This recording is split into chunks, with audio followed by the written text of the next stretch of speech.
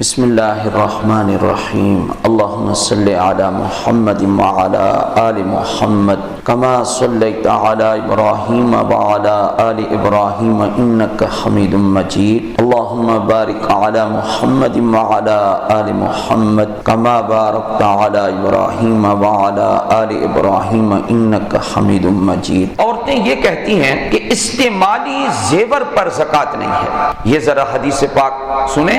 حضرت عمر بن شعیب عن ابیہ عن جدہ ان امرأتان اتتا رسول اللہ صلی اللہ علیہ وسلم، دو عورتیں صحابیہ نبی پاک صلی اللہ علیہ وآلہ وسلم کے پاس آئیں، وفی ایدیہما سواران من ذہب، ان کے ہاتھوں میں سونے کے کنگن، تو آپ علیہ السلام نے فرمایا تو ادیان زکاتہ، اس زیور کی زکات بھی دی ہے؟ یہ پہنا ہوا تھا۔ کل میں نے دو چار ساتھیوں میں تو بات بتائی، سارے سن لو۔ ہندوستان میں ایک اہل حدیث عالم نے بیان کیا، انہوں نے کہا کہ کچھ ائمہ تو کہتے ہیں استعمالی زیور پر زکات نہیں، لیکن امام ابو حنیفہ فرماتے ہیں کہ استعمالی زیور پر بھی زکات ہے۔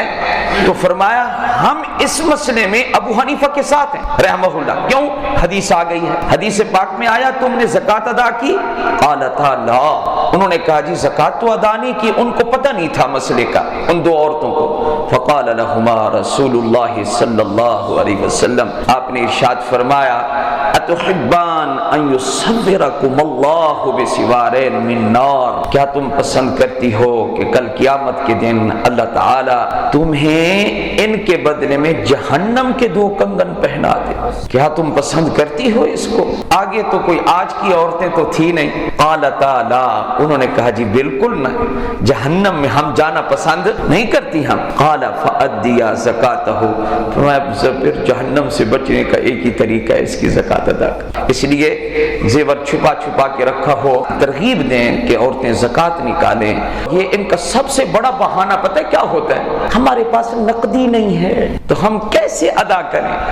اگر آپ کا خامند آپ کی طرف سے زکات ادا کر دے تو وہ زکات ادا ہو جائے گی، اگر بھائی ادا کر دے ہو جائے گی، اگر باپ ادا کر دے تو ہو جائے گی، لیکن اگر کوئی بھی نہ ہو تو آپ کو یہی زیور بیچ کر آپ کو زکات ادا کرنا ضروری ہے۔ کچھ لوگ یہ کہتے ہیں کہ جو مال تجارت دکانوں میں پڑا ہوتا ہے، لوگ کہتے ہیں اس پر تو زکات ہے نہیں۔ حضرت سمرہ بن جندب رضی اللہ تعالی ان رسول اللہ صلی اللہ علیہ وسلم کانا یامرنا، اللہ کے نبی صلی اللہ علیہ وآلہ وسلم ہمیں حکم دیتے تھے، صحابہ کو حکم دیتے تھے ان نخرج الصدقہ من الذی نعد للبیع، ہم زکات نکالیں اس مال میں سے جس کو ہم خرید و فروخت کے لیے تیار کر چکے ہیں۔